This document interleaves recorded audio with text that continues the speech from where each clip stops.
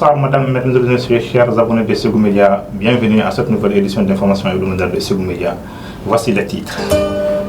La fondation Agibou Soso a essuyé les larmes des orphelins, des personnes démunies, des associations féminines et des handicapés.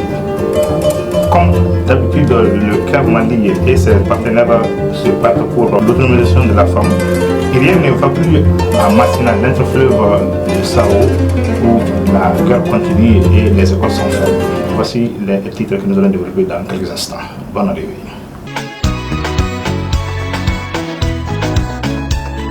Le vendredi 15 mars 2024, dans la salle de conférence de la commune urbaine de Ségou, s'est tenue l'ouverture d'une session du conseil de gestion du district sanitaire. L'objectif était de valider les rapports d'activité 2023 et les plans opérationnels 2025 de la santé, du développement social et de la promotion de la femme, de l'enfant et de la famille du district sanitaire de Ségou. Le reportage de Rachel Blibali. C'était ce vendredi 15 mars que s'est tenue l'ouverture d'une session de conseil de gestion du district sanitaire dans la salle de réunion de la mairie de la commune urbaine de Ségou. L'objectif de cette session était de valider les rapports d'activité 2023 et les plans opérationnels 2025 de la santé, du développement social, de la promotion de la femme, de l'enfant et de la famille du district sanitaire de Ségou. Nous sommes là ce matin, c'est dans le cadre de la session du conseil de gestion du district sanitaire de Ségou. C'est une session qui réunit l'ensemble des acteurs de la santé, c'est-à-dire à savoir les présidents des associations de santé communautaire, les maires des communes du district sanitaire, les agents de santé, c'est-à-dire les directeurs techniques des SESCOM, la société civile et les partenaires techniques et financiers, plus l'administration. Donc c'est une activité régalienne du centre de santé de référence qui correspond au conseil d'administration des sociétés entreprises.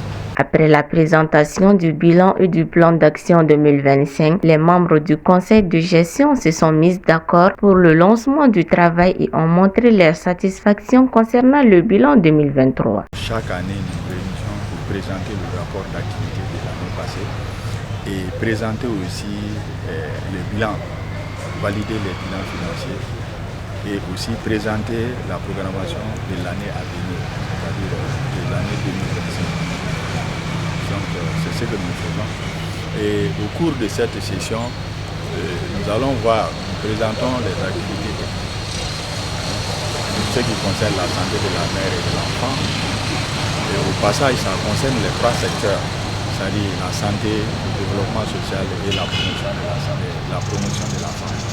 Donc toutes les activités que ces trois secteurs ont eu à faire courant 2023 sont présentées ici à l'ensemble des acteurs pour validation, approbation et validation. Initié par le conseil de gestion du district sanitaire de Ségou sous le financement de USAID dans son projet Kenya Sinsi. Le lundi 19 mars 2024 s'est tenue une rencontre de lutte contre la consommation de stupéfiants dans la salle de réunion de l'ONG FEDE, Femmes et Développement. L'objectif était de prévenir tout en luttant et répondre à l'extrémisme violent au Sahel en demandant aux femmes de s'impliquer pour arrêter ce genre de comportement. Mariam Tigana nous fait le point. C'était ce lundi que s'est tenue une rencontre de lutte contre la consommation des stupéfiants dans la salle de réunion de l'ONG FEDE, Femmes et Développement. L'objectif, il s'agit de prévenir tout en luttant et répondre à l'extrémisme violent au Sahel en demandant aux femmes de s'impliquer pour arrêter ce genre de comportement. Une table ronde avec les femmes sur le thème lien entre la consommation de stupéfiants et l'augmentation de la violence. Cette activité rentre dans le cadre du programme Les femmes contre l'extrémisme violent en Afrique et dans le Sahel, financé par l'Institut américain pour la paix USIP et mise en œuvre par l'ONG Femmes et Développement. Il s'agit de lutter contre la consommation de stupéfiants et l'augmentation de la violence pour la quiétude des populations. Une visite de courtoisie par une délégation conduite par M. Badra Ali Koureissi, chef d'agence de la Banque internationale pour le commerce et l'industrie du Mali. C'était le mardi 19 mars 2024. Fatoumata Traoré nous fait le point. Visite de courtoisie mardi 19 mars. Une délégation conduite par M. Badra Ali Koureissi, chef d'agence de la Banque internationale pour le commerce et l'industrie du Mali, BICIM, a été reçu par le maire de la commune urbaine de Ségou, M. Nounjara, dans son bureau. Le directeur était venu informer les maires de l'ouverture de l'agence BICIM. Cette institution bancaire est engagée pour soutenir le développement de la région de Ségou. Le chef d'hôtel de la ville les a souhaité la bienvenue et bon vent à l'institution financière. C'était le 20 mars 2024 que s'est tenue la toute première session ordinaire 2024 dans la salle de délibération, salle de conférence de la mairie, présidée par le maire Mahamadou Samaké. Il s'agit d'adopter le compte administratif 2023 de la commune rurale de Bla, le plan annuel de travail exercice 2024 de la mairie de Bla, l'aménagement des espaces de postes de police, adopter les décisions modificatives relatives au transfert de compétences et de l'enseignement secondaire, de la santé et des services techniques déconcentrés de l'État et beaucoup d'autres. Notre correspondant Bakari Malé nous fait le point. C'était ce mercredi 20 mars 2024 dans la salle de délibération de la mairie que s'est tenue la première session ordinaire 2024 de la commune rurale de Bla, présidée par le maire Madou Samaké, accompagné des personnels de la mairie,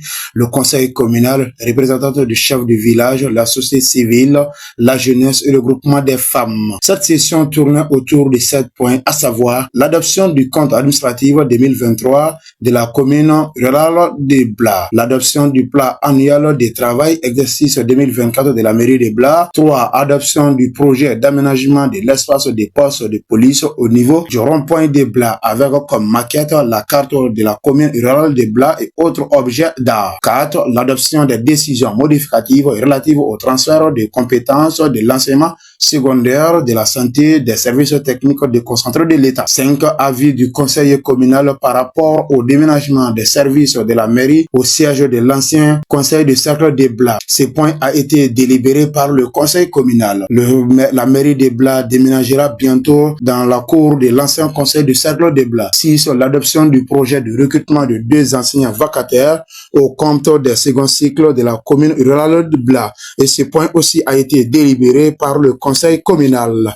Ensuite, point 7, l'adoption du projet d'abrogation de la délibération numéro 2023-020/C.C Bla relative à l'avis du conseil communal par rapport à l'organisation du festival culturel et artistique de Bla en date du 19 septembre 2023, suivi des faits divers. En ce qui concerne le point 7, le projet d'organisation du festival de Bla a été abrogé et pour réorganiser le festival, toutes les responsabilités ont été attribuées à M. Kari Koulibaly, alias Madou Walo. Le jeudi 21 mars 2024, dans la salle de conférence du gouvernorat, s'est tenue une réunion d'échange du comité régional de veille pour l'approvisionnement du pays en denrées de première nécessité, sous la présidence du directeur du cabinet du gouverneur de la région. Fatoumata Traoré nous fait le point. C'était le jeudi 21 mars 2024, dans la salle de conférence du gouvernorat que s'est tenue une réunion d'échange du comité de veille pour l'approvisionnement du pays en produits de première nécessité, sous la présence du directeur du cabinet du gouverneur de la région de Ségou, M. Bourahima Angouiba. M. Bamoussa Touré, 4e adjoint au maire de la commune urbaine de Ségou, a souhaité la chaleureuse et fraternelle bienvenue aux participants et plein de succès aux échanges. Il s'agit d'échanger sur l'approvisionnement et les prix des produits de première nécessité, surtout en cette période du mois de Ramadan. Jeudi 21 mars 2024, en prélude de la deuxième session du Comité national olympique et sportif du Mali, une réunion d'échange s'est tenue dans la salle de délibération de la commune urbaine de Ségou, sous la présidence du président d'organisation délibérant, M. Nounjara. L'objectif de cette rencontre était d'échanger autour de l'organisation, notamment l'accueil, l'hébergement, la sécurité, des participants, la visite des sites touristiques, l'animation culturelle et artistique pendant la session. Katia Koulibaly nous fait le point. C'était ce jeudi 21 mars 2024, en prélude de la deuxième session du Comité national olympique et sportif du Mali. Une réunion d'échange s'est tenue dans la salle de délibération de la commune urbaine de Ségou, sous la présidence du président de l'organe délibérant, M. Nougoum Diarra, en présence des chefs de quartier de la commune urbaine de Ségou, du du directeur régional de la jeunesse et des sports, chargé de l'instruction civique et de la contribution citoyenne, M. Sofiane Atayer, du président de la sous-commission d'organisation accueil, protocole, hébergement, restauration et transport, M. Moribo Sakirou Traoré. L'objectif de cette rencontre était d'échanger autour de l'organisation, notamment l'accueil, hébergement, la sécurité des participants, la visite des sites touristiques, l'animation culturelle et artistique pendant la session. Il faut savoir qu'il s'agit de 9 régions, Ségou, Kaï, Koulikoro, Sikasso, Moti, Bougoni, Koutiala, Kita et San, plus les districts de Bamako participeront à cette deuxième édition du dit comité. Les participants sont au nombre de 90 personnes, dont 72 jeunes, 36 filles et 36 garçons et 18 encadreurs. Lancement du projet MC6 Mali au centre culturel coréen à Sébougou en présence des autorités concernées. Mamadou Lamine Sogoba nous fait le point. Les activités du projet MC6 sont désormais lancées dans la région de Ségou. Pour un départ réussi, l'ONG TRIAID veut dans un premier temps présenter le projet MC6 aux différentes communautés bénéficiaires du projet pour une meilleure appropriation. C'est vraiment avec honneur que je prends ici la parole au nom des communes ici représentées pour souhaiter à chacun d'entre vous une cordiale bienvenue à Ségou. Nous sommes des Ségouviens et je voudrais que chacun de vous vous sentiez comme chez vous ici. Cette cérémonie qui nous réunit ce matin est la consécration d'un partenariat de plus de 18 ans entre TRIAID et Sahel Eco dans le domaine de la gestion durable des ressources naturelles. En effet, c'est en 2007 que débuta la collaboration entre Sahel Eco et TRIAID autour de l'initiative Entreprise forestière villageoise qui visait à appuyer les communautés riveraines des forêts à développer des activités génératrices de revenus tout en conservant les ressources naturelles.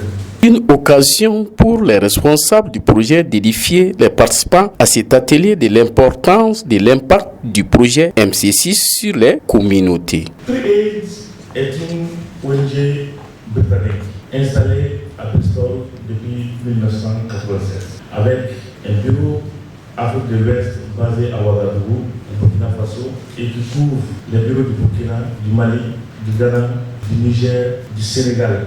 L'intervention au Mali a commencé en 2007. Par la suite, une antenne a été créée ici même à Ségou. C'est pour moi un honneur et un immense plaisir de présider ce matin la cérémonie de lancement du projet Gouvernance locale des ressources forestières au Mali, Anga Sigida et TRIAID au Mali. Permettez-moi de souhaiter avant tout propos la bienvenue à tous les participants dans la capitale de Balanza. Je déclare ouvert le présent atelier. TRIAID est une organisation non gouvernementale britannique créée en 1987 avec pour mission de réduire de façon durable la pauvreté tout en conservant et améliorant l'environnement. Sa vision est de voir se développer des communautés épanouies et autosuffisantes sur les terres arides d'Afrique. Un don de plus de 30 millions de francs CFA fait par la fondation Cheikh Mohamed Agibou Sossou. L'objectif est de venir en aide aux personnes démunies, les associations féminines et les handicapés, répartis en plusieurs séquences dans ce mois béni qu'est le Ramadan. Mohamed Lamine Sogoba nous fait le point. Une distribution des dons à la fondation Cheikh Mohamed Agibou Sossou. L'objectif, il s'agit de venir en aide aux démunis, des handicapés, des associations féminines ou beaucoup d'autres pour qu'ils puissent subvenir à leurs besoins dans ces mois bénis de Ramadan. Le don d'aujourd'hui n'est que la suite logique maintenant des dons qui ont commencé depuis le lundi jusqu'à nos jours. Nous sommes à notre 4e donation aujourd'hui. Toujours le fruit des partenariats, fondations, des bonnes volontés sénégalaises. L'équipe aujourd'hui, on a prévu maintenant un carton de spaghetti et un bidon de 5 litres. Ensuite, 25 kg de maïs. Ils étaient plusieurs à répondre à ce rendez-vous des dons de la fondation Cheikh Mohamed Agibou Sossou. Il y a 25 kg de maïs, un bidon de 5 litres, un carton de spaghetti. Bon, le budget, on a fait remonter ça depuis le départ jusqu'à la fin des cérémonies, qui va jusqu'à 30 millions. Je dirais simplement qu'ils sont contents, d'accord, nous aussi on est contents.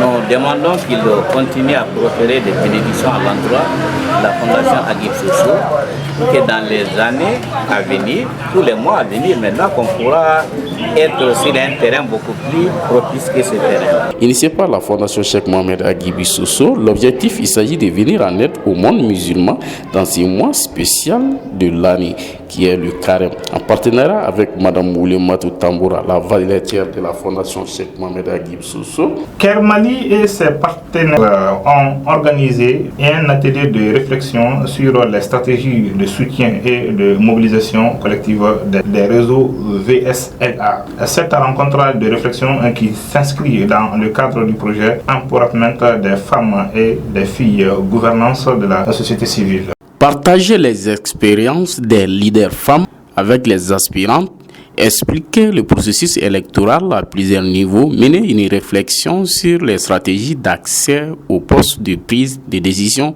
Tels sont, entre autres, les objectifs de cette rencontre. Il s'agit pour le consortium Kermali Amaprof Asaf de contribuer à accélérer l'égalité des sexes et l'autonomisation des femmes.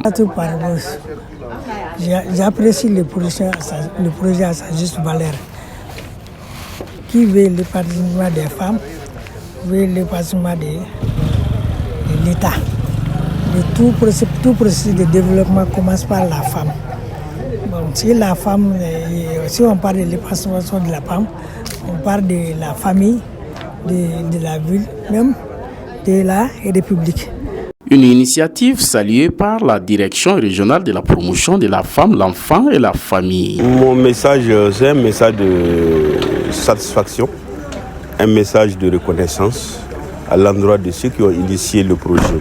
Et ce projet, c'est par rapport à la réflexion pour des stratégies permettant vraiment de faire la promotion politique des femmes dans les instances de prise de décision, au point de vue nominatif et au point de vue électif. Et c'est ça l'une des missions fondamentales du ministère de la promotion de la femme, de l'enfant et de la famille. Au cours de cette rencontre, plusieurs méthodes ont été utilisées pour l'atteinte des objectifs tels que les discussions de façon participative, des exposés, des questions et réponses, du brainstorming et des travaux de groupe. Commémoration de la Journée internationale de l'eau, immortalisée par l'ONG Alpha Log et ses partenaires comme WaterAid dans le cercle de Bla, commune de Tona, village de Negena, le vendredi 22 mars 2024. La présente cérémonie que j'ai l'honneur et le plaisir de présider au nom du préfet empêché pour raison des services est d'une très haute importance puisqu'elle traduit la célébration de la Journée mondiale de l'eau. Oui, l'eau, c'est la vie. Sans eau, pas de vie. Mesdames et messieurs, la Journée mondiale de l'eau qui a lieu le 22 mars de chaque année depuis 1993 est une célébration des Nations Unies qui met l'accent sur l'importance de l'eau douce. La Journée mondiale de l'eau célèbre l'eau et sensibilise à la situation de plus de 2 milliards de personnes qui vivent sans accès à de l'eau salubre. Nous célébrons aujourd'hui la Journée mondiale de l'eau, dont l'objectif est d'attirer l'attention des décideurs sur l'importance de l'eau et de plaider en faveur d'une gestion durable des ressources en eau, de sensibiliser les leaders et la communauté sur l'importance de l'accès à l'eau comme facteur de paix et de prévention des conflits dans les communautés. Pour assurer un accès durable, équitable aux services d'eau et une bonne gestion des ressources en eau dans un contexte de changement climatique, de renforcer l'appel de la communauté internationale, nationale et locale pour faire comprendre le lien entre l'accès à l'eau et la paix. Je me réjouis que Alpha Log ait choisi la communauté de Negena pour abriter cette cérémonie. Avant de parler de l'importance du sujet, au nom de l'État du pays de WaterAid, je tiens à saluer ces choix qui confirment le rôle et la légitimité de la communauté à agir sur une bonne gestion des ressources en eau dans un contexte de changement climatique. C'était ce jeudi 21 mars 2024 que s'est tenu un atelier de partage du rapport synthétique Mali Women Response phase 2 à l'hôtel Sarata de Ségou, commune de Ségou. L'objectif était de les utiliser comme évidence clé pour renforcer leur effort de plaidoyer à base communautaire. L'insigne honneur, au nom du gouverneur de la région de Ségou, de présider l'atelier de partage des résultats quantitatifs et qualitatifs de l'initiative Women Response phase 2, organisée par CAR Mali dans la région de Ségou. Permettez-moi de rappeler que l'initiative Women Response de CAR International Mali se focalise sur l'écoute des réponses des femmes et des filles, des regroupements d'épargne et de crédit face aux pandémies, aux effets néfastes des changements climatiques, aux chocs, aux crises et aux conflits. L'objectif est de comprendre leurs besoins, les accompagner pour soutenir leurs propres efforts de plaidoyer avec l'assistance de leurs alliés, les hommes et les garçons engagés. Effectivement, malgré les efforts de CARE et ses partenaires ONG, il reste beaucoup pour l'autonomisation des femmes. Le message est d'abord la cohésion effective entre les femmes, l'entente et la complémentarité. Nous demandons aux femmes d'être toujours ensemble, d'avoir une voix collective afin de se soulever, de faire une tâche d'huile dans les luttes d'autonomisation et l'inclusion, surtout pour l'égalité genre. La situation sécuritaire de la zone de l'interfleuve Massina-San devient très gravissante. En rappelant qu'il y a plus de 6 mois que les djihadistes ont fait de la zone leur fief, ce qui a entraîné le déplacement de nombreux habitants de leur village. La situation sécuritaire de la zone de l'interfleuve Massina-San devient très gravissante. Rappelons qu'il y a plus de 6 mois que les djihadistes ont fait de la zone leur fief, ce qui a entraîné le déplacement de nombreux habitants de leur village, voire des pertes en vie humaine, des vols d'animaux, des viols et d'incendies de villages. Tous les villages sont barricadés par des troncs d'arbres et des fils barbelés. À savoir aussi que les femmes et leurs compagnons russes ont délogé le chef djihadiste de la zone, le marabout Komani Tanapo, du village de Kouin le samedi 24 février dernier. C'est tout pour ce journal d'information hebdomadaire de Ségou. Nous vous remercions pour votre énorme fidélité. On se retrouve la semaine prochaine.